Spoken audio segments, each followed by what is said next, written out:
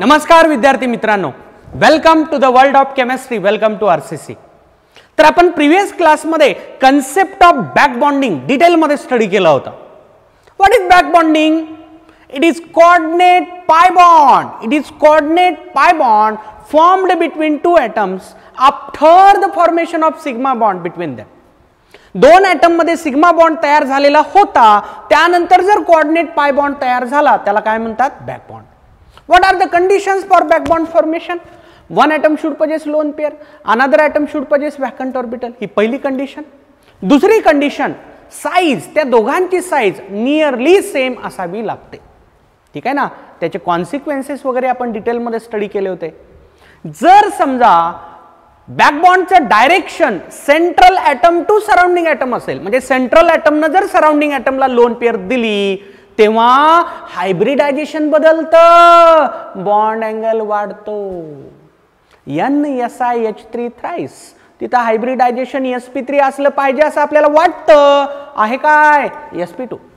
त्याचा bond angle देखील वाढतो, कारण sp3 चा हायब्रिडायझेशन sp2 मध्ये कन्वर्ट झालं ना, नक्कीच बॉन्ड अँगल वाढतो। पण लक्षात ठेवा जर बॅक बॉन्डचं डायरेक्शन उलटं असेल, म्हणजे surrounding atom to central atom असेल, surrounding atom to central atom असेल, बॉन्ड अँगलवर परिणाम होत नाही, बॉन्ड अँगलवर परिणाम होत नाही, हायब्रिडायझेशनवर देखील परिणाम होत नाही। फॉर एक्झाम्पल BF3 मध्ये कसं आहे रे back bond?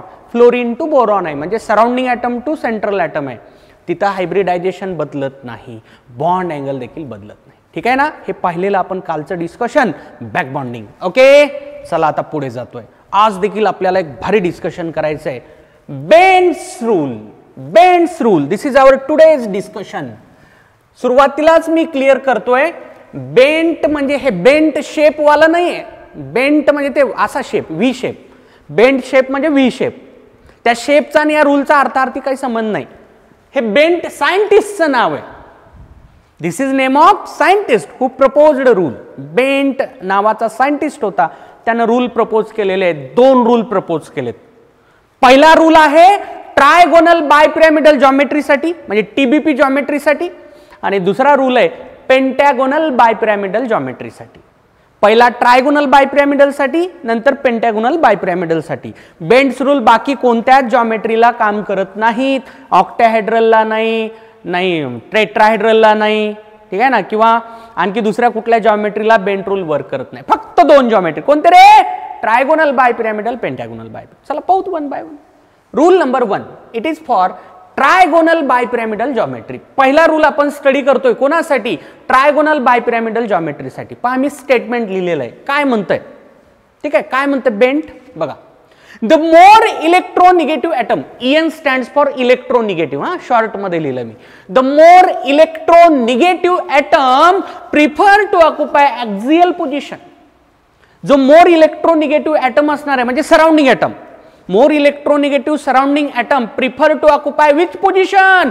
Axial position, while less electronegative surrounding atom prefer to occupy, as well as lone pair prefer to occupy equatorial position. साध्या भाषेत ट्रायगोनल बायपिरॅमिडल जॉमेट्री मध्ये जो मोर इलेक्ट्रोनिगेटिव्ह सराउंडिंग ॲटम असतो तो कुठल्या पोझिशनला प्रिफर करतो ऑक्युपाय होण्यासाठी? ॲक्सियल पोझिशनला।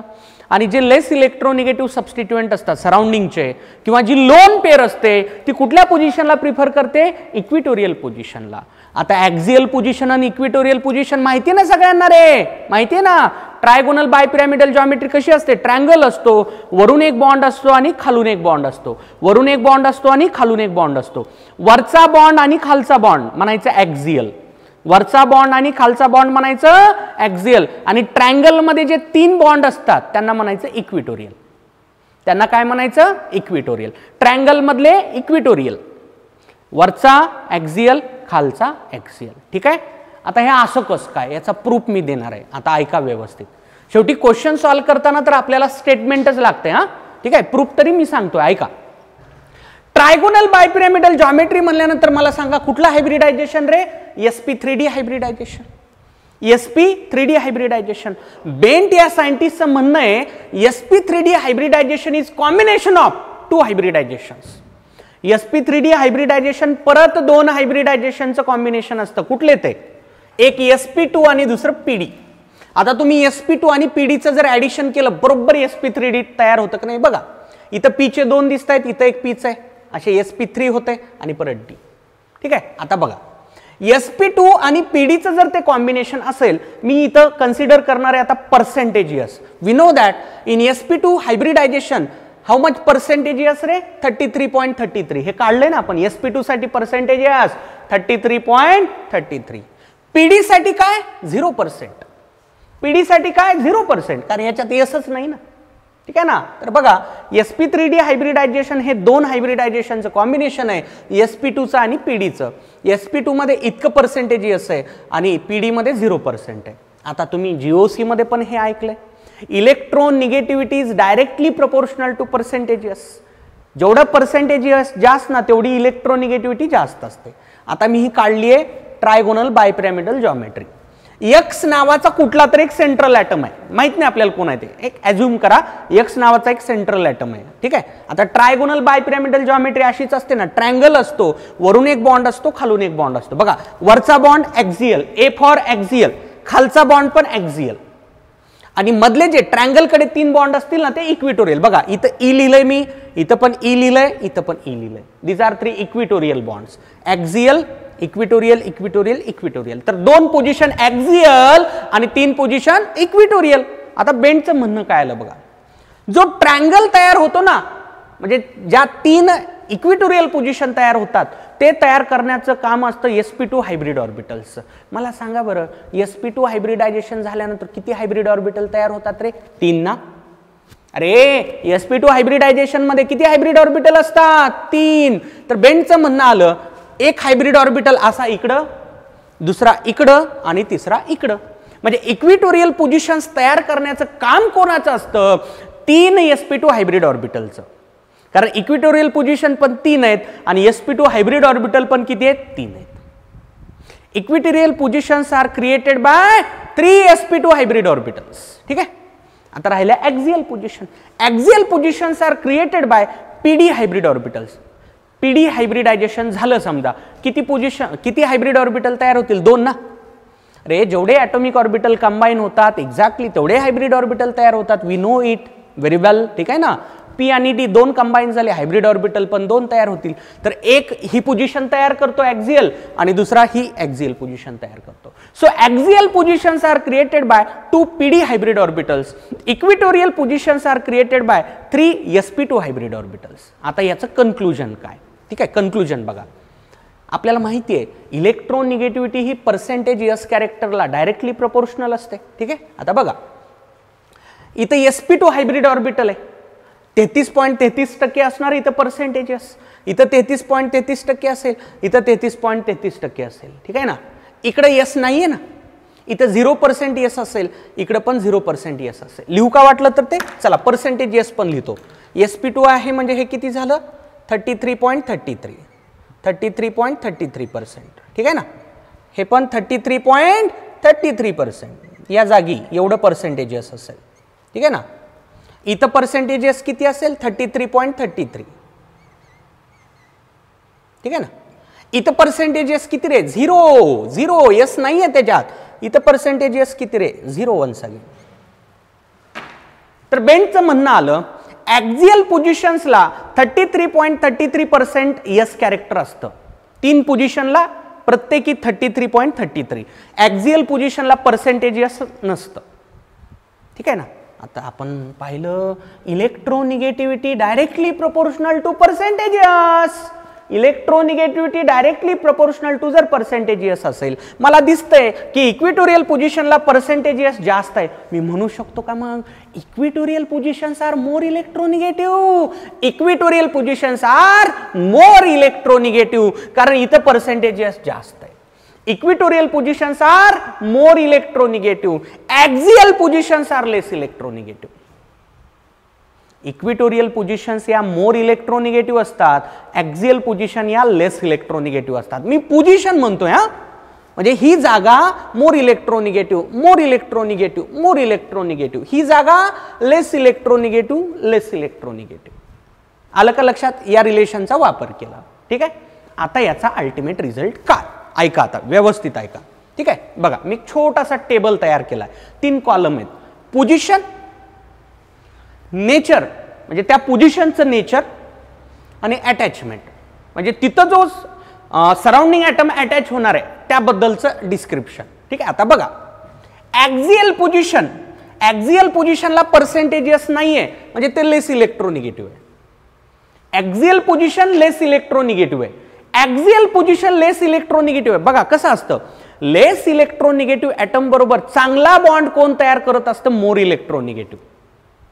सेंट्रल ॲटम लेस इलेक्ट्रोनिगेटिव्ह पोझिशनला दिसतोय आपल्याला, ॲक्झियल पोझिशनला दिसतोय, तिथं येणारा सराउंडिंग ॲटम कसा असेल, मोर इलेक्ट्रोनिगेटिव्ह. ऐका, ॲक्झियल पोझिशनचं नेचर कसं आहे, लेस इलेक्ट्रोनिगेटिव्ह, म्हणून तिथं येणारी जी अटॅचमेंट असेल म्हणजे तिथं येणारा सराउंडिंग ॲटम कसा असेल, मोर इलेक्ट्रोनिगेटिव्ह. आलं का लक्षात? या पोझिशनला, या पोझिशन स्वतः लेस इलेक्ट्रोनिगेटिव्ह आहे, इथं येणारा सराउंडिंगचा ॲटम कसा असेल, मोर इलेक्ट्रोनिगेटिव्ह. मी सराउंडिंग ॲटम म्हणतोय, हे लिहिलेलं कोणासाठी आहे, सराउंडिंग ॲटमसाठी आहे, आणि हे डिस्क्रिप्शन कोणाचं आहे, सेंट्रल ॲटमचं आहे. ठीक आहे ना. ॲक्झियल पोझिशनला लेस इलेक्ट्रोनिगेटिव्ह रिजन आहे म्हणून तिथं येणारा सराउंडिंग ॲटम कसा असेल, मोर इलेक्ट्रोनिगेटिव्ह. ठीक आहे. उलट इक्विटोरियल पोझिशनला मोर इलेक्ट्रोनिगेटिव्ह रिजन आहे. ठीक आहे ना. इथं पर्सेंटेजेस जास्त असल्यामुळे तिथं येणारी अटॅचमेंट कशी, लेस इलेक्ट्रोनिगेटिव्ह. उलट उलट उलट साधी गोष्ट एकदम. बघा ॲक्झियल पोझिशन स्वतः लेस इलेक्ट्रोनिगेटिव्ह असतात. ॲक्झियल पोझिशन स्वतः लेस इलेक्ट्रोनिगेटिव्ह असल्यामुळे ते काय करतात, तिथं येणारा स्पेसिस कसा ठरवतात, मोर इलेक्ट्रोनिगेटिव्ह. कारण लेस इलेक्ट्रोनिगेटिव्ह बरोबर मोर इलेक्ट्रोनिगेटिव्ह अटॅचमेंट चांगली होते. उलट equatorial position, equatorial position already more electronegative असतात. इक्विटोरियल पोझिशन मोर इलेक्ट्रोनिगेटिव्ह असल्यामुळं तिथं येणारी जी अटॅचमेंट असेल ती कशी असते, लेस इलेक्ट्रोनिगेटिव्ह. उलट उलट उलट उलट, कारण लेस इलेक्ट्रोनिगेटिव्ह बरोबर मोर इलेक्ट्रोनिगेटिव्ह चांगला बॉन्ड तयार करत असतो. त्या बॉन्डला पोलॅरिटी जास्त असते. कारण लेस इलेक्ट्रोनिगेटिव्ह मोर इलेक्ट्रोनिगेटिव्ह अटॅचमेंट झाली की पोलॅरिटी वाढते. Polarity directly proportional to electronegativity difference. ठीक आहे. तर अल्टिमेट माझा रिझल्ट काय बघा, ॲक्झियल पोझिशन स्वतः लेस इलेक्ट्रोनिगेटिव्ह असतात त्यामुळे तिथं बसणारा सराउंडिंग ॲटम कसा, मोर इलेक्ट्रोनिगेटिव्ह. उलट इक्विटोरियल पोझिशन स्वतः मोर इलेक्ट्रोनिगेटिव्ह असतात. इक्विटोरियल पोझिशन स्वतः मोर इलेक्ट्रोनिगेटिव्ह असतात, तिथं येणारा सबस्टिट्युएंट कसा, लेस इलेक्ट्रोनिगेटिव्ह. ठीक आहे का. इथं तेच लिहिलंय आपण. बघा लिहिलंय काय, द मोर इलेक्ट्रोनिगेटिव्ह ॲटम म्हणजे हे surrounding atom. The more electronegative वाटलं तर इथं सराउंडिंग शब्द लावा, no problem. The more electronegative surrounding atom. The more electronegative surrounding atom prefer to occupy axial position. ठीक आहे ना. मोर इलेक्ट्रोनिगेटिव्हचा सराउंडिंग ॲटम काय करतो, तो ॲक्झियल पोझिशनला प्रिफर करतो. का तर ॲक्झियल पोझिशनचं इलेक्ट्रोनिगेटिव्ह कॅरेक्टर कमी आहे, त्याला लेस इलेक्ट्रोनिगेटिव्ह स्पेसिस कुठं सापडणार आहे, ॲक्झियल पोझिशनला, म्हणून मोर इलेक्ट्रोनिगेटिव्ह बरोबर तिथं येतो, ॲक्झियल पोझिशनला येतो. ठीक आहे ना. इथं किंवा मग खाली, खाली पण ॲक्झियल पोझिशन आहे तिथं येतो. ठीक आहे. पण इक्विटोरियल पोझिशनला लेस इलेक्ट्रोनिगेटिव्ह ॲटम किंवा लोन पेअर. ठीक आहे. लोन पेअर पण लेस इलेक्ट्रोनिगेटिव्ह असते, लोन पेअर देखील लेस इलेक्ट्रोनिगेटिव्ह असते. ठीक आहे का. इक्विटोरियल पोझिशनला कोण कोण, लेस इलेक्ट्रोनिगेटिव्ह ॲटम किंवा लोन पेअर. ॲक्झियल पोझिशनला अटॅचमेंट कोणाची होणार आहे, हे अटॅचमेंट या रूलमध्ये जे डिस्क्रिप्शन आहे ते अटॅचमेंटचं आहे. तुम्ही हे नेचर बघू नका, रूलमध्ये नेचर नाही लिहिलेलं आपण, हे पोझिशनचं नेचर आहे. ठीक आहे ना. हे सेंट्रल ॲटमचं डिस्क्रिप्शन आहे आणि हे अटॅच होणाऱ्या सराउंडिंग ॲटमचं डिस्क्रिप्शन आहे. रूलमध्ये म्हणजे जे स्टेटमेंट तुम्हाला दिसतंय रूलचं ते याच्या संदर्भात आहे, अटॅचमेंटच्या संदर्भात आहे. सेंट्रल ॲटम ॲक्झियल पोझिशनला लेस इलेक्ट्रोनिगेटिव्ह असतो म्हणून तिथं येणारी सराउंडिंग ॲटमची पोझिशन मोर इलेक्ट्रोनिगेटिव्ह, तिथं मोर इलेक्ट्रोनिगेटिव्ह स्पेसिस येणार आहे. इक्विटोरियल पोझिशनला लेस इलेक्ट्रोनिगेटिव्ह, पोझिशन लेस इलेक्ट्रोनिगेटिव्ह. ठीक आहे ना. इक्विटोरियल पोझिशन स्वतः मोर इलेक्ट्रोनिगेटिव्ह, तिथे येणारी अटॅचमेंट कशी, लेस इलेक्ट्रोनिगेटिव्ह. ठीक आहे का. अल्टिमेटली तुम्हाला एवढं लक्षात ठेवायचं, हे प्रूफ सांगितलंय, हे रूल कसा आला याच्याबद्दल मी डिस्कशन केलंय, पण तुम्हाला क्वेश्चन सॉल्विंग करताना हे लक्षात ठेवायचं. आता मी याला अप्लाय करून दाखवतो. Let us have one example. एक एक्झाम्पल कन्सिडर करा, लक्षात येऊन जाईल. समजा मी कन्सिडर केला PCl3F2 मॉलिक्यूल, PCl3F2 मॉलिक्यूल. तुम्ही याचा हायब्रिडायझेशन काढून बघा, sp3d येतं. sp3d हायब्रिडायझेशन आल्यामुळं याची जॉमेट्री काय असणार आहे, TBP. Trigonal bipyramidal geometry. आता मला याचं स्ट्रक्चर ड्रॉ करायचं आहे. मी बेंड रूलचं ॲप्लिकेशन सांगायलो, ठीक आहे ना, या रूलचं ॲप्लिकेशन सांगायलो. मला याचं स्ट्रक्चर काढायचं आहे. करेक्ट स्ट्रक्चर कसं असेल बघा. हा सेंट्रल ॲटम फॉस्फरस, या 3 त्याच्या इक्विटोरियल पोझिशन आणि या 2 ॲक्झियल पोझिशन, ठीक आहे ना, मान्य आहे. 1 2 3 इक्विटोरियल, हे 2 ॲक्झियल. स्टेटमेंट काय सांगतं? More electronegative surrounding atom prefer to occupy axial position. आता या क्लोरीन सराउंडिंगला कोण कोण आहे? क्लोरीन आणि फ्लोरीन.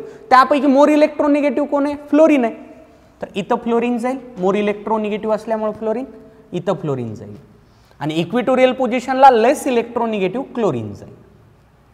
इलेक्ट्रोनिगेटिव्ह पोझिशनला लेस इलेक्ट्रोनिगेटिव्ह क्लोरीन जाईल. किती सोपं काम, ठीक आहे. तुम्ही कमीत कमी हे रूलचं स्टेटमेंट तरी लक्षात ठेवा. काय सांगायचं आपल्याला? ट्रायगोनल बायपिरॅमिडल जॉमेट्रीमध्ये जो मोर इलेक्ट्रोनिगेटिव्ह ॲटम असतो सराउंडिंगचा, तो कधीही ॲक्झियल पोझिशनला येत असतो. आणि जो लेस इलेक्ट्रोनिगेटिव्ह ॲटम असतो किंवा लोन पेअर असते, ती इक्विटोरियल पोझिशनला येत असते. That's it. ठीक आहे का? आणखी काही एक्झाम्पल सांगतो, आणखी क्लिअर करतो. ठीक आहे, नोट करा. तर जो आपण फर्स्ट रूल पाहिला, रूल 1 ट्रायगोनल बायपिरॅमिडल जॉमेट्रीसाठीचा, त्याचे काही ॲप्लिकेशन्स आपण कुठं ऑलरेडी आपण अप्लाय केलाय हा रूल. पाहूयात कुठं केला होता. बघा, पहिलं ॲप्लिकेशन ClF3. ClF3 या मॉलिक्यूलचा शेप आपण फाइंड केला होता, टी शेप. टी शेप कसा येतं? टी शेप बघा, याचा कोड नंबर काढा. याचा कोड नंबर येतो 532. 532 येतो. 532 आलं म्हणजे याचं हायब्रिडायझेशन काय झालं रे? sp3d. मान्य. sp3d हायब्रिडायझेशन आल्याशिवाय पहिला रूल तर काम करत नाही, कारण आपल्याला माहिती आहे sp3d हायब्रिडायझेशनची जॉमेट्री कुठली? ट्रायगोनल बायपिरॅमिडल. ठीक आहे ना. आता बघा टी शेप कसा तयार होतो. बघा, हा क्लोरीन, सेंट्रल ॲटम कोण आहे? क्लोरीन आहे. आता त्याच्या 5 पोझिशन मी काढतो. बघा, 5 पोझिशन. ट्रायगोनल बायपिरॅमिडल मध्ये 5 पोझिशन असतात. या 2 ॲक्झियल आणि या 3 equatorial. More electronegative atom prefer to occupy axial position. Fluorine आहे. फ्लोरीन तर मोस्ट इलेक्ट्रोनिगेटिव्ह आहे. तर तो इथं दाखवायचा आहे तुम्हाला. इथे एक फ्लोरीन दाखवला, इथे एक फ्लोरीन दाखवला, but still we are having third fluorine. आता तिसऱ्या फ्लोरीनची पण इच्छा आहे की मी पण ॲक्झियल पोझिशनला ऑक्युपाय व्हावं, पण त्याची इच्छा अपूर्णच राहणार आहे, कारण ॲक्झियल पोझिशन तर 2च आहेत ना. त्याची भरपूर इच्छा आहे की बाबा मला पण ॲक्झियल पोझिशन मिळावी, पण त्याला ती मिळणार नाही, कारण ॲक्झियल पोझिशन 2 आहेत. मग आता पर्याय नाही आपल्याकडे. तिसरा फ्लोरीन हा इक्विटोरियल पोझिशनला जाईल. तिसरा फ्लोरीन इथं दाखवतो मी. ठीक आहे. बघा, कधी कधी कसं असतं, ॲक्झियल पोझिशन 2 जरी असल्या, इलेक्ट्रोनिगेटिव्ह ॲटम, मोर इलेक्ट्रोनिगेटिव्ह ॲटम 2 पेक्षा जास्त असतात, त्यावेळेस आपण काहीच करू शकत नाही. जेवढ्यांना संधी मिळते तेवढ्यांना दाखवा तुम्ही ॲक्झियल पोझिशनला, आणि जे उरलं ते इक्विटोरियलला दाखवा. तेच केलं मी. तिसरा फ्लोरीन इक्विटोरियलला. आता 532 आहे म्हणजे 2 लोन पेअर आहेत. आता त्या 2 लोन पेअर इक्विटोरियल पोझिशनला, लाईक दिस. हा झाला टी शेप. शेप बघा ना, याला झाकावं लागेल. असं बघा रे, असं वाकून बघा, वाकून बघा, असं बघा वाकून. टी शेप झाला ना तयार. तर T shape is a result of Bent's rule. T shape हा बेंड्स रूल मुळेच तयार झालेला आहे. आलं का लक्षात? ठीक आहे. आता एखाद्याला तेव्हा बरंच काही काही वाटलं होतं. एखाद्याला असं वाटलं होतं, सर असं का बरं होत नाही, मी असं करतो, असं करते, तुम्ही काही करा, कामाचं करा. ठीक आहे ना. एखाद्याला असं वाटलं असेल, सर असं का बरं येत नाही, ClF3 असं का दाखवत नाहीत तुम्ही, म्हणजे शेप म्हणजे ट्रायगोनल प्लेनार होतं, हे ट्रायंगल तयार होते. नाही, कारण हे अगेन्स्ट बेंड्स रूल होतं. बेंड रूलच्या अगेन्स्ट होतं, कारण लोन पेअर इक्विटोरियल पोझिशनला गेली पाहिजे ॲज पर बेंड रूल. ती इथंच गेली ना. मान्य आहे का? तर हे चुकीचं स्ट्रक्चर आहे. असाच शेप तयार होतो. ClF3 चा टी शेप हा बेंड रूलमुळेच आलेला आहे. आलं का लक्षात सगळ्यांच्या? चला आणखी पाहूत पुढे, आणखी पाहूत ॲप्लिकेशन. ठीक आहे, चला घ्या दुसरं ॲप्लिकेशन घ्या.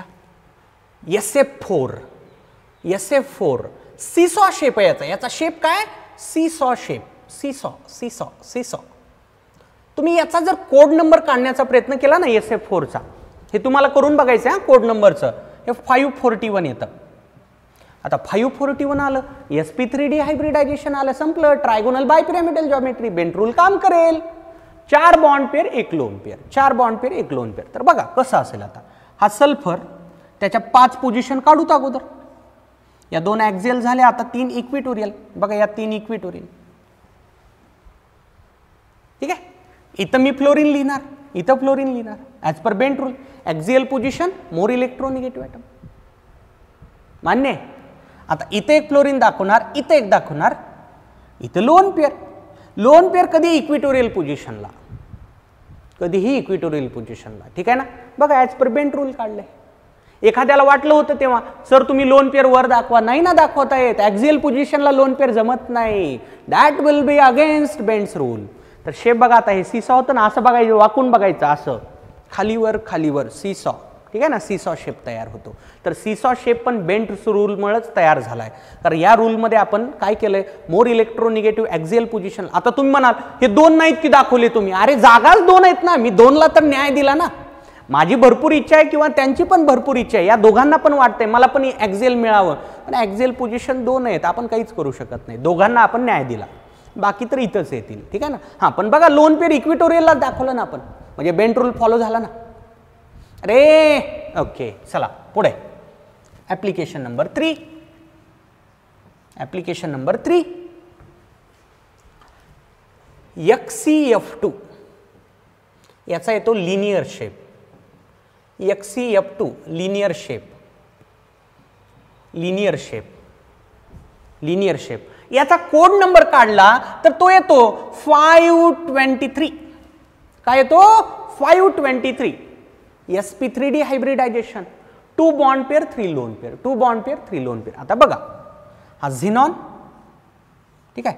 त्याच्या 5 पोझिशन, 1 हे ॲक्झियल झालं. आता ह्या 3 इक्विटोरियल. बघा या 3 इक्विटोरियल, 3 इक्विटोरियल. ठीक आहे ना. तर लोन पेअर्स 3 आहेत, त्या दाखवतो इक्विटोरियल पोझिशनला. बघा 3 लोन पेअर 3 इक्विटोरियल पोझिशनला. हे इलेक्ट्रोनिगेटिव्ह ॲटम ॲक्झियल पोझिशनला. शेप कसा येतो रे, मला लोन पेअर झाकावं लागेल. शेप बघा कसा येतो, लिनियर येतो. तर XCF2 चा लिनियर शेप हा बेंट रूल मुळेच आलेला आहे. आलं का लक्षात सगळ्यांच्या?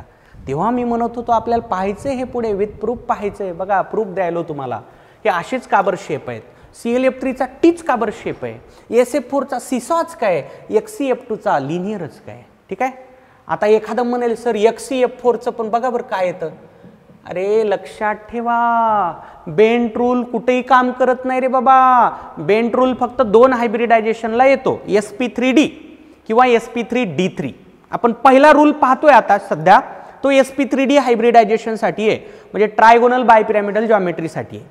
आता लगेच आपण दुसऱ्या रूलकडे जाणार आहोत, पेंटॅगोनल बायपिरॅमिडल, म्हणजे sp3d3 हायब्रिडायझेशन, sp3d3 हायब्रिडायझेशन.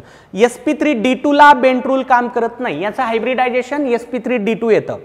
लक्षात घ्या, बेंट रूल कुठेही काम करत नाही. ठीक आहे ना. ॲक्झियल इक्विटोरियल पोझिशन मी सांगितलं होतं तेव्हा पण, फक्त 2 जॉमेट्रीमध्ये अराइज होतात रे, ट्रायगोनल बायपिरॅमिडल आणि पेंटॅगोनल बायपिरॅमिडल. बायपिरॅमिडल नाव जिथे ना, बायपिरॅमिडल, फक्त पिरॅमिडल बी नाही हा, बायपिरॅमिडल जिथं नाव आहे ना बायपिरॅमिडल, ते ट्रायगोनल बायपिरॅमिडल, पेंटॅगोनल बायपिरॅमिडल, फक्त तिथं आणि तिथंच बेंट रूल काम करतो. इथं बेंट रूल काम करत नाही. No Bent rule here. Okay, note करा. तर आपण रूल फर्स्ट पाहिला, ट्रायगोनल बायपिरॅमिडल जॉमेट्रीसाठीचा तो रूल होता. नाव rule second, it is for pentagonal bipyramidal geometry. Pentagonal bipyramidal जॉमेट्रीसाठीचा हा रूल आहे. ठीक आहे. बघा आता रूलच्या सुरुवातीलाच मी सांगतोय, जो रूल आपण ट्रायगोनल बायपिरॅमिडल साठी पाहिला, एक्झॅक्टली त्याच्या उलट, एक्झॅक्टली त्याच्या अपोजिट रूल हा पेंटॅगोनल बायपिरॅमिडल साठी आहे.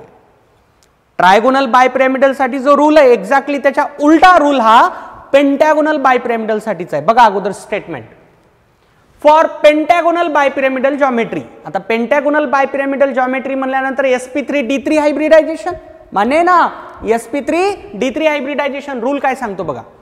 The more electronegative surrounding atom, the more electronegative surrounding atom prefer to occupy equatorial positions. उलट झालं रे. ट्रायगोनल बायपिरॅमिडल मध्ये कसं होतं, इथं होतं axial position. More electronegative atom prefer to occupy axial. कुठं होतं ते, ट्रायगोनल बायपिरॅमिडल मध्ये. पेंटागोनल बायपिरॅमिडल साठीचा रूल उलट आहे बघा. The more electronegative surrounding atom prefer to occupy equatorial positions while less electronegative and lone pair prefer to occupy axial position. पूर्णपणे उलटा झाला रूल. पूर्णपणे ट्रायगोनल बायपिरॅमिडल साठीचा बेंट रूल आणि पेंटागोनल बायपिरॅमिडल साठीचा बेंट रूल एक्झॅक्टली एकमेकांच्या उलटे आहेत. त्याचा प्रूफ. ठीक आहे. शेवटी तुम्हाला स्टेटमेंट तरी लक्षात ठेवायचा. हे पुढचं नाही लक्षात ठेवलं तरी चालेल. At least remember statement. दोन्ही रूलचे फक्त स्टेटमेंट जरी लक्षात ठेवले तरी सगळे क्वेश्चन सॉल्व्ह होतात. पण हे रूल नेमके कसे तयार झाले, ठीक आहे, मला असं वाटतं की तुम्हाला कळलं पाहिजे की रूल नेमका आला कसा, म्हणून हे डिटेलमध्ये सांगतोय. ठीक आहे का. ओके. बघा प्रूफ सांगतोय आता. sp3d3 हायब्रिडायझेशन म्हणल्यानंतर हे दोन हायब्रिडायझेशनचं कॉम्बिनेशन. जसं sp3d पण दोनचं कॉम्बिनेशन धरलं होतं ना आपण, sp2चं आणि pdचं. आता sp3d3 कशाचं कॉम्बिनेशन बघा, spचं आणि p2d3चं. बघा आता यांची जर बेरीज केली बरोबर हे तयार होतं. बघा ना, sp आहे, इकडे p चे दोन गेले, sp3 आणि d3 होते. ठीक आहे. आता sp हायब्रिडायझेशन जर म्हणलं 50% यस, मान्य आहे ना sp हायब्रिडायझेशन, आणि इथे यस नाही म्हणजे 0% यस. आता बघा पेंटॅगोनल बायपिरॅमिडल जॉमेट्री नेमकी कशी असते. एक पेंटॅगॉन असतो, वरून एक बॉन्ड खालून एक बॉन्ड. पेंटॅगॉन आहे समजा माझ्या हातावर, वरून एक बॉन्ड असतो आणि खालून एक बॉन्ड असतो. तर एक जनरल सेंट्रल ॲटम कन्सिडर करा एक्स नावाचा, वरून एक बॉन्ड खालून एक बॉन्ड. आता बघा पाहता बेंटचं म्हणणं आलं ज्या दोन ॲक्झियल पोझिशन आहेत. आता हे वरच्या दोन पोझिशन कशा झाल्या, ॲक्झियल, तिथल्यासारखंच. वरचा आणि खालची पोझिशन ॲक्झियल आणि मधल्या पोझिशन कशा, इक्वेटोरियल. इथं दोन ॲक्झियल पोझिशन असतील वन्स अगेन, पण आता इक्वेटोरियल पोझिशन वाढल्या, 5 झाल्या. ट्रायगोनल बायपिरॅमिडल मध्ये 2 ॲक्झियल होत्या, 3 इक्वेटोरियल होत्या. इथे ॲक्झियल परत 2च आहेत, पण इक्वेटोरियल 5 आहेत. इक्वेटोरियल पोझिशन किती आहेत, 5 आहेत. ठीक आहे, 5 पोझिशन. तर बेंटचं म्हणणं आलं ॲक्झियल बॉन्ड हे लाईन मध्ये दिसतात ना लाईन मध्ये, म्हणून हे sp हायब्रिड ऑर्बिटलच तयार करत असावेत. कारण sp हायब्रिडायझेशन म्हणल्यानंतर 2 हायब्रिड ऑर्बिटल, एक sp इथं, दुसरा sp इथं. ठीक आहे ना. या sp मध्ये परत 2 हायब्रिड ऑर्बिटल असतील ना, एक इथं आणि दुसरा इथं. p2d3 हायब्रिडायझेशन झालं तर 5 हायब्रिड ऑर्बिटल. अरे जनरल फीचर्स ऑफ हायब्रिडायझेशन एकदम सुरुवातीला सांगितलं.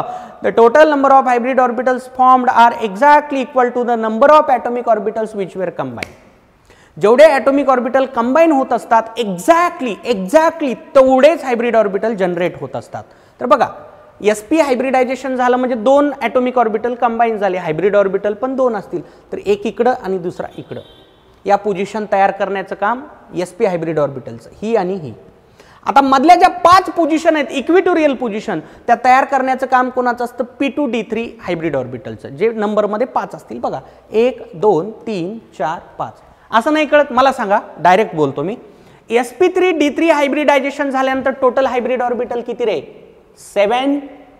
sp3d3 हायब्रिडायझेशनचे टोटल हायब्रिड ऑर्बिटल किती, 7. बघा इथं 7 दिसतात का नाही, 1 2 3 4 5 6 7. That's it.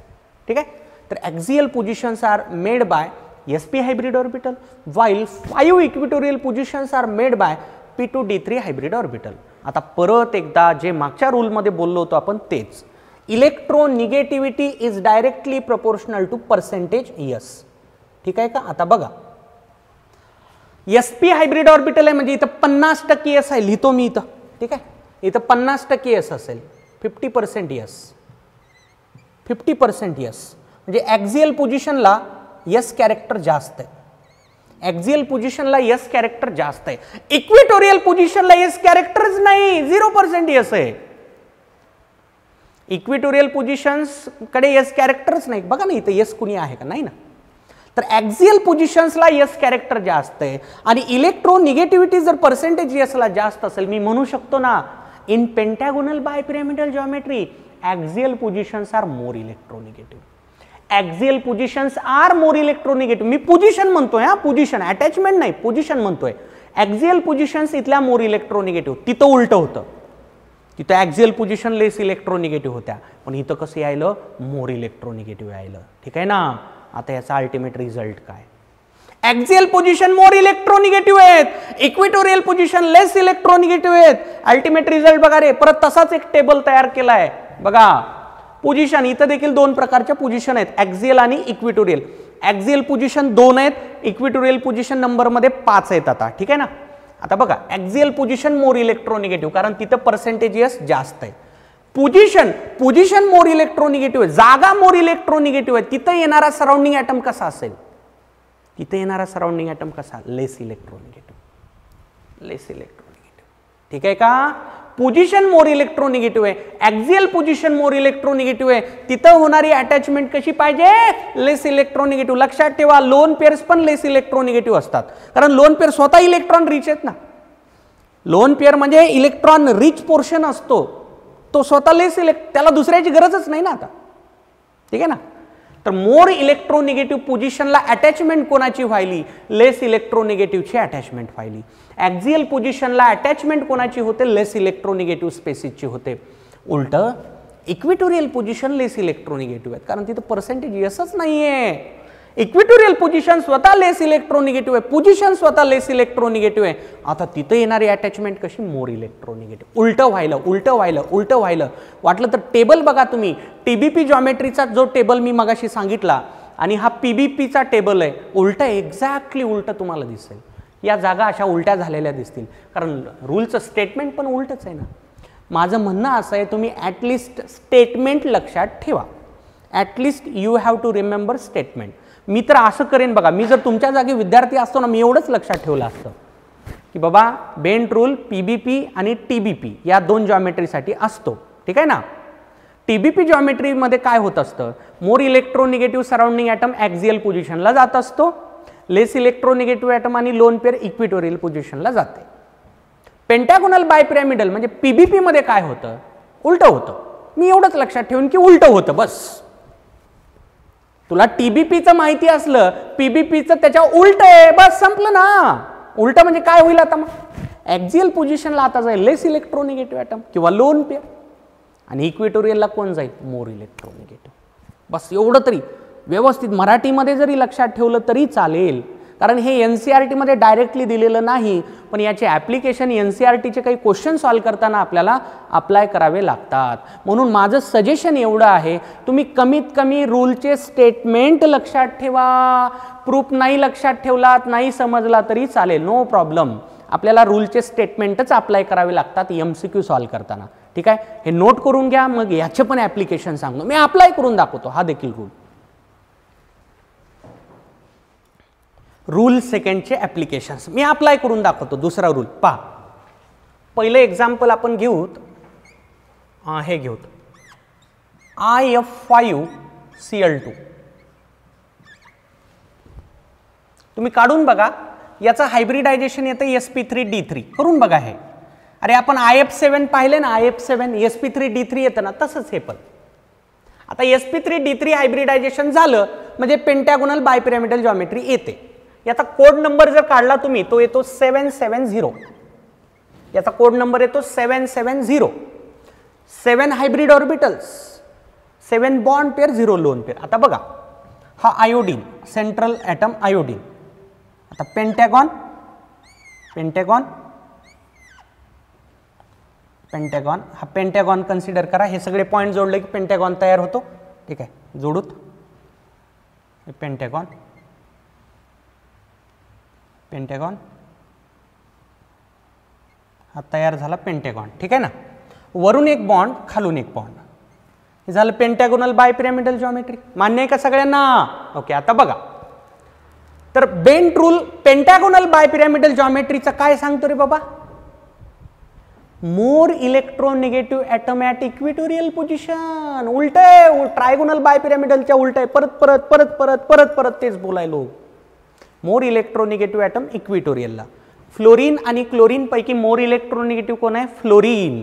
तर इक्वेटोरियल पोझिशनला आता तुम्हाला मोर इलेक्ट्रोनिगेटिव्ह ॲटम अटॅच करायचा. करतोय मी. इक्वेटोरियलला गेला मोर इलेक्ट्रोनिगेटिव्ह ॲटम. ॲक्झियलला कोण? ॲक्झियलला कोण? लेस इलेक्ट्रोनिगेटिव्ह ॲटम आणि lone pair. Compare to fluorine, क्लोरीनची इलेक्ट्रोनिगेटिव्हिटी कमी आहे आणि याच्यात तर लोन पेअर नाही, पोझिशन 2 उरल्यात, क्लोरीन पण 2 उरले, क्लोरीन पण 2 उरले. हे याचं करेक्ट स्ट्रक्चर आहे. तुम्ही जर समजा हे फ्लोरीन इकडे वर दाखवले, क्लोरीन इकडे आणले, ते रॉंग असेल, ते रॉंग असेल. That will be against Bent's rule. Pentagonal बायपिरॅमिडलचा बेंट रूल म्हणायलो, परत परत तेच म्हणायलो, ठीक आहे ना. ट्रायगोनल बायपिरॅमिडल मध्ये फ्लोरीन तू असं इक्वेटोरियलला नेणार नाही रे, तू कुठं नेणार अगोदर, ॲक्झियलला. ॲक्झियलला नेऊन जर परत फ्लोरीन उरला तर मग इक्वेटोरियलला, ठीक आहे ना.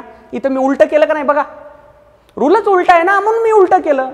ओके, चला पुढे जाऊ. दुसरं ऍप्लिकेशन, हे खूप भारी ऍप्लिकेशन आहे.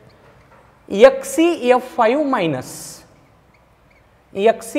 मायनस एक नवीन शेप आपल्याला मिळणार आहे, जो शेप आपण VSEPR थेरीमध्ये नव्हता पाहिला.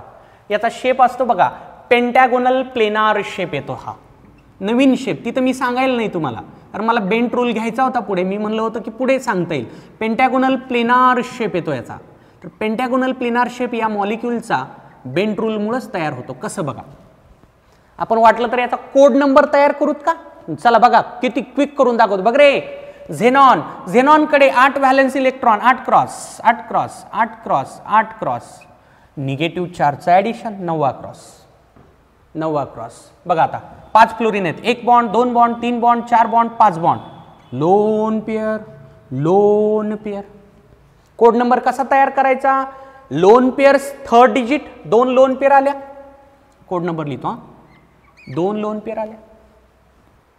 बॉन्ड पेअर 1 2 3 4 5, दुसरा डिजिट बॉन्ड पेअर, आणि पहिला डिजिट दोन्हीची बेरीज 5 आणि 2 7. किती साधं आहे रे बाबा, 752.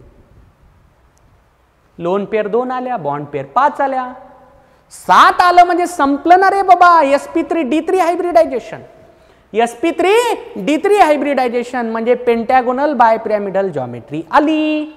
पेंटॅगोनल बायपिरॅमिडल जॉमेट्री आली. बघा आता ड्रॉ करतो. बघ रे, xenon central atom, 5 position, pentagon मधल्या 5 पोझिशन ज्या असतील इक्विटोरियल पोझिशन, ठीक आहे ना. हे जोडतो मी, ठीक आहे, हे जोडतो, हे जोडतो, हे जोडलं बघा, आणि या 2 पोझिशन ॲक्सियल दाखवल्या, ठीक आहे. आता बेंट रूल, पेंटॅगोनल बायपिरॅमिडलचा बेंट रूल काय सांगतो?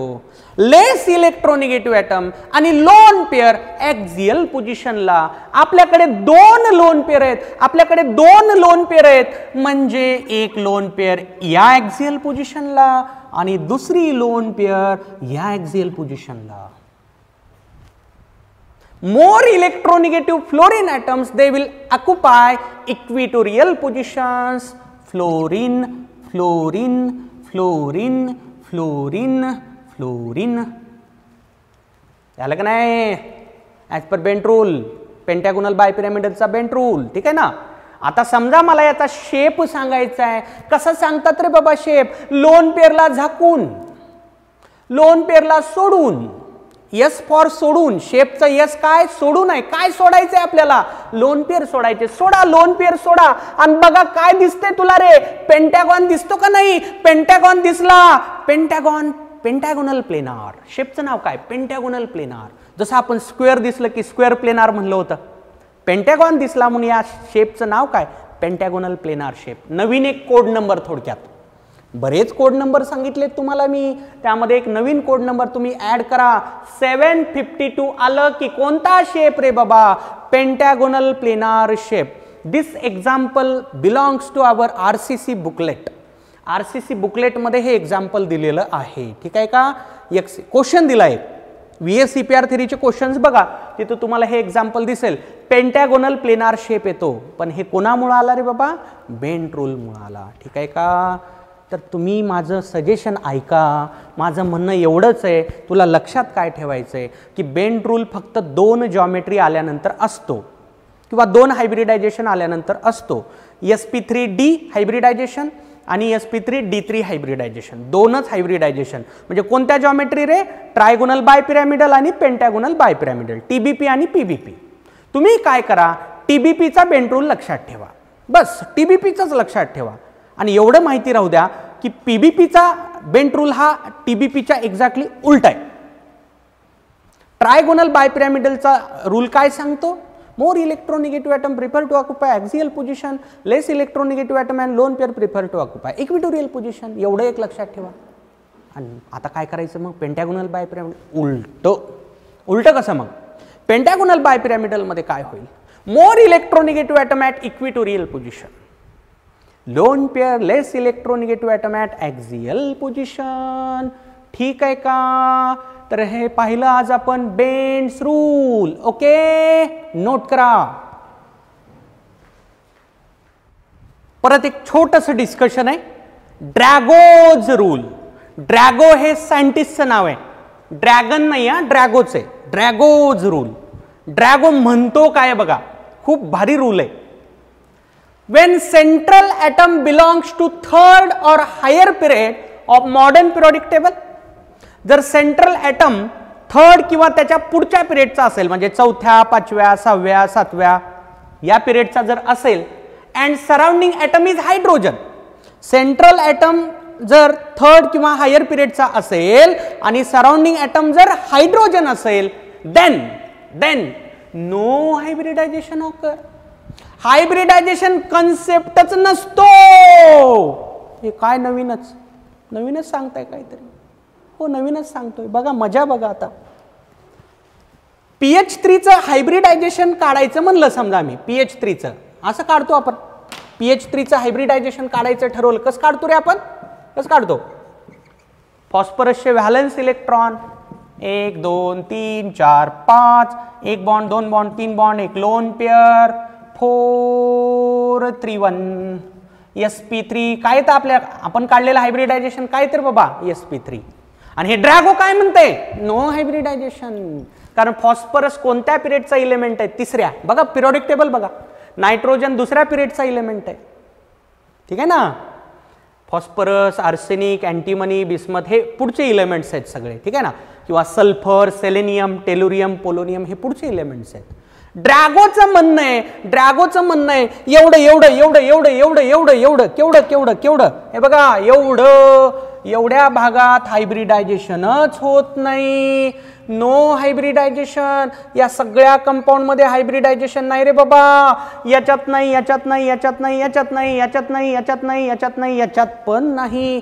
हायब्रिडायझेशन या दोघांमध्ये होतंय. पाहिलंय आपण. याचं काय येतं बाबा? sp3 येतं. याचं पण काय येतं? sp3 येतं. कारण हे सेकंड पिरियडचे एलिमेंट आहे. ड्रॅगोज रूल सेकंड पिरियडचा नाहीच ना. ड्रॅगो काय म्हणतोय की जर सेंट्रल ॲटम तिसरा किंवा त्याच्या पुढच्या पिरियडचा असेल, जसं हे तिसऱ्या पिरियडचं आहे, हे चौथ्याचं आहे, पाचव्याचं आहे, सहाव्याचं आहे, तिसऱ्याचं आहे, चौथ्याचं आहे, पाचव्याचं आहे, सहाव्याचं आहे, हायब्रिडायझेशनच होत नाही. ते ड्रॅगो म्हणते म्हणून काय आपण ऍक्सेप्ट करायचं का काय? हो, ऍक्सेप्ट करायचं. कारण त्यानं उगाच रूल प्रपोज केलेला नाही. त्या रूलला काहीतरी त्यानं सपोर्ट घेतलेला आहे. तर त्याच्या सपोर्ट मधला एव्हिडन्स आहे बॉन्ड अँगल.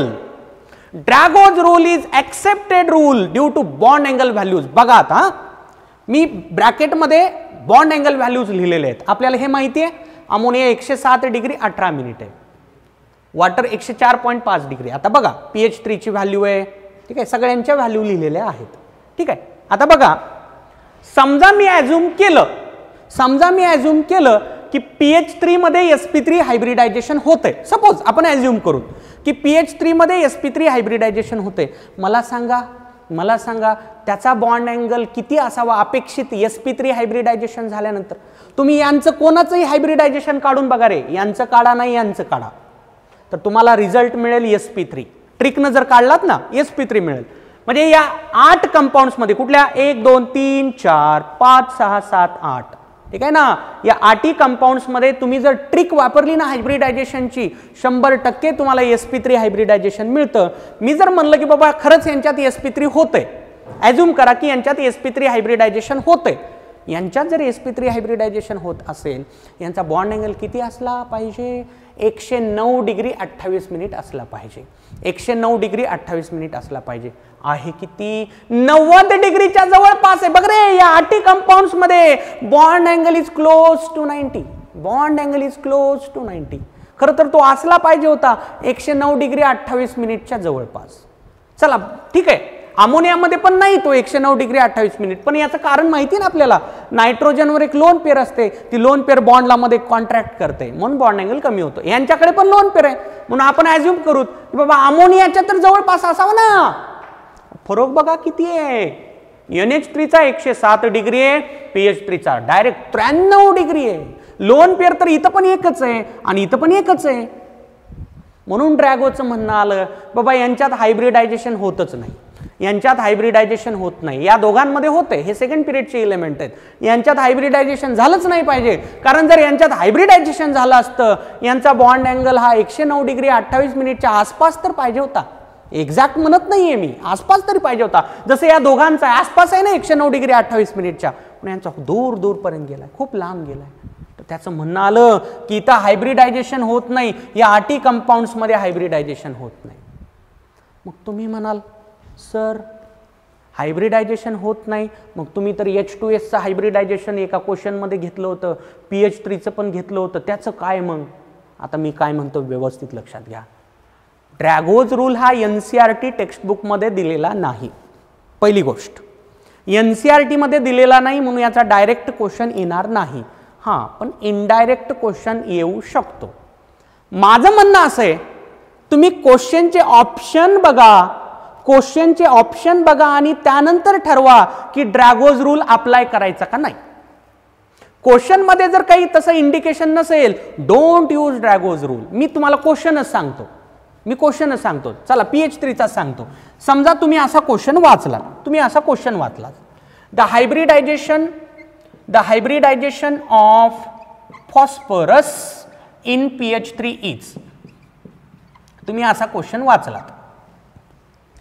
वाचलात, तुला पहिलं ऑप्शन दिसलं SP, दुसरं ऑप्शन दिसलं SP2, तिसरं ऑप्शन दिसलं SP3 आणि चौथं ऑप्शन दिसलं SP3D असं दिसलं.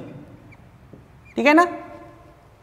आता तुला हायब्रिडायझेशन काही ना काही दिलेत ना, बस इथं तू काय कर, ट्रिक वापर आणि हायब्रिडायझेशन काढ. PH3 साठी तुम्ही ट्रिक वापरा, तुमचा आन्सर काय येईल? SP3. ऑप्शन जर असे दिले तर तुझं उत्तर काय? SP3. पण जर समजा ऑप्शन असे दिले, क्वेश्चन तोच पण ऑप्शन असे दिसले, SP, SP2, SP3 आणि चौथं ऑप्शन दिसलं नो हायब्रिडायझेशन होतच नाही असं जर म्हणलं, क्वेश्चननं तुला इंडिकेशन दिलं ना, तुला क्वेश्चनच सांगितलं की बाबा ड्रॅगोज रूल वापरायचंय. कारण हायब्रिडायझेशन नसतंय म्हणणारा कोणता रूल आहे रे? ड्रॅगोज रूल आहे. आता तुझं उत्तर नो हायब्रिडायझेशन. माझा पॉइंट लक्षात आला का तुमच्या? क्वेश्चन वाचून ठरवा की ड्रॅगोज रूल अप्लाय करायचा का करायचा नाही. जसं मी आता हे ऑप्शन पाहिले होते तर याच्यात मला कुठंच नो हायब्रिडायझेशन दिसत नाही. ड्रॅगोज रूल काय म्हणतोय की हायब्रिडायझेशन नसते, याच्यात हायब्रिडायझेशन होत नाही सांगणारा रूल कोणता आहे? ड्रॅगोज रूल. मग तसं ऑप्शनच नाही ना, म्हणजे या क्वेश्चन मध्ये मला ड्रॅगोज रूल मनात आणण्याची गरजच नाही. पण हे जर ऑप्शन दिसले नो हायब्रिडायझेशन म्हणलं, मग हेच करेक्ट आहे ना, कारण ते इंडिकेशन देते की बाबा ड्रॅगोज रूल वापरा म्हणून. एक तुम्हाला डीपीपी दिली होती, त्या डीपीपी मध्ये एक क्वेश्चन होता की PH3 मधले जे बॉन्ड्स आहेत, ते कसे तयार होतात? SP3 हायब्रिड ऑर्बिटल्स मधून तयार होतात का ॲटॉमिक ऑर्बिटल्स पासून तयार होतात? आता बघा, हायब्रिडायझेशन होत नाही म्हणजे कोणते ऑर्बिटल इन्व्हॉल्व होतील बॉन्डिंग मध्ये? हायब्रिड ऑर्बिटल होतील का? नाही, ॲटॉमिक ऑर्बिटल होतील ना. तर ॲटॉमिक ऑर्बिटलच्या ओव्हरलॅपिंग मधून बॉन्ड तयार होतात असं एक ऑप्शन आहे त्याच्यात, म्हणून तेच आन्सर दिले त्यांनी.